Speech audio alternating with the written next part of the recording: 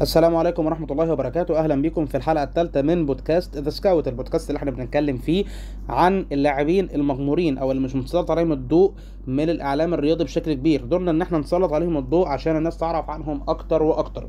أول حلقة اتكلمنا عن إيتا يونج مهاجم فياريال، حلقة تانية اتكلمنا عن ليفرامينتو ظهير نيوكاسل. تقدر ترجع للحلقات دي تتفرج عليها.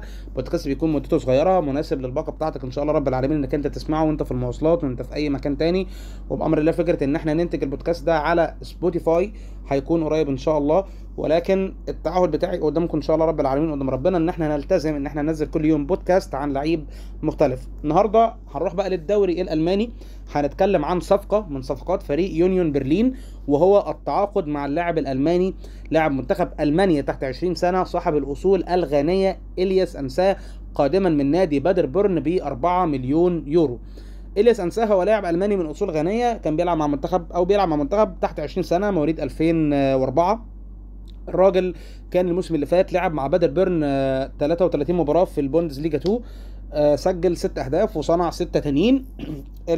في ماتشات اتلعبت بتاعت كاس المانيا مع فرق الهواة اغلبها طبعا، او فرق الدرجه الثالثه والرابعه والخامسه ما بين الفرق دي وفرق الدرجه الاولى. قدم ماتش حلو لمده 85 دقيقه رغم ان هو لم يسجل ولم يصنع مع يونيون برلين، ولكن اللي ظهر ان في اول مباراه قدام شتوتجارت عمل ماتش حلو جدا وسجل هدفين ولا اروع. عشان برضو تكون عارف ان يونيون برلين بيلعب بخطه 3-5-2، وبيعتمد اكتر في ان الاثنين مهاجمين بتوعه يكون برضو عندهم حته التحرك ناحيه الاطراف، يعني مهاجم بيكون بيتحرك ناحيه الاطراف ومهاجم بيكون جوه منطقه ال 18. وده اللي ظهر في التعاقد الثاني طبعا لفريق يونيون برلين، تعاقد مع مهاجم الفرنسي السابق إليتش، اللي برضه بيقوم بنفس الدور واللي كان عامل ثنائيه مع المهاجم القديم بتاع يونيون برلين اللي هو هولرباخ اللي راح ماينز. خلينا اشرح لك بس القصه دارت ازاي. القصه ان كان في يونيون برلين السنه اللي فاتت رغم ان هم يعني فنشوا الدوري في المراكز المتاخره او تحت المركز العاشر، الا ان كان عندهم مهاجم متميز، مش مهاجم بالمعنى الصريح يعني، مش مهاجم بتاع منطقه 18، لا مهاجم متحرك في كل حته في الملعب اسمه هولرباخ. الراجل ده جاب 9 اهداف و3 اسيست، ولكن كان عامل اداء متميز جدا في الدوري. راح نادي ماينز. طيب نادي ماينز كان عنده مين؟ كان عنده بوركارت اللي هو مهاجم اينتراخت فرانكفورت، سجل في الدوري السنه اللي فاتت 18 جون. فلما يونيون برلين باعت المهاجم ده كان استعاره مهاجم من ليل السنه اللي فاتت اسمه إليتش. الراجل ده ما شاركش مع ليل الا حوالي 8 مباريات كلهم بشكل احتياطي، او اغلبهم حتى كان في مسابقات زي الكاس.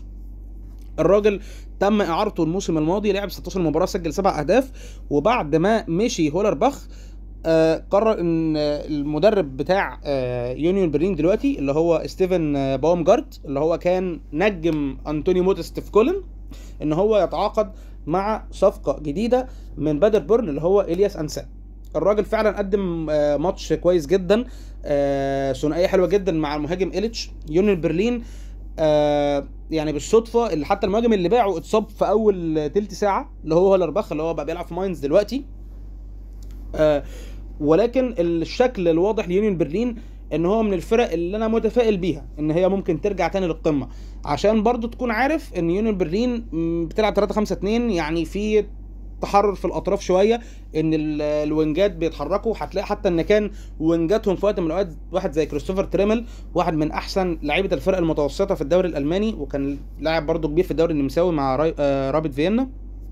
كان طبعا الوينج باك الشمال كان فتره من فترات كان جوسنس اللي هو بيلعب دلوقتي في فيورنتينا، اللي هو كان بيلعب في اتلانتا قبل كده وانتر. انا بصراحه متفائل بالراجل ده. الراجل ده ممكن في اي وقت يمثل منتخب غانا. منتخب غانا برضو شغال في النقطه دي، ان هو كان جاب لعيب بتاع هامبورغ، مش متذكر مش عارف انت اسمه بشكل صح بصراحه.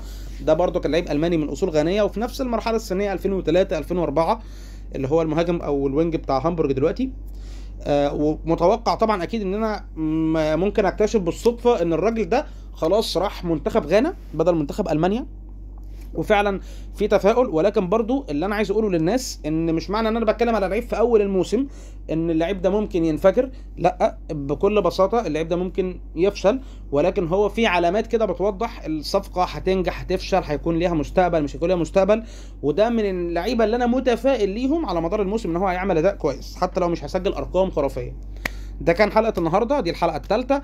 انا محمود ابو مسلم وده بودكاست ذا سكاوت.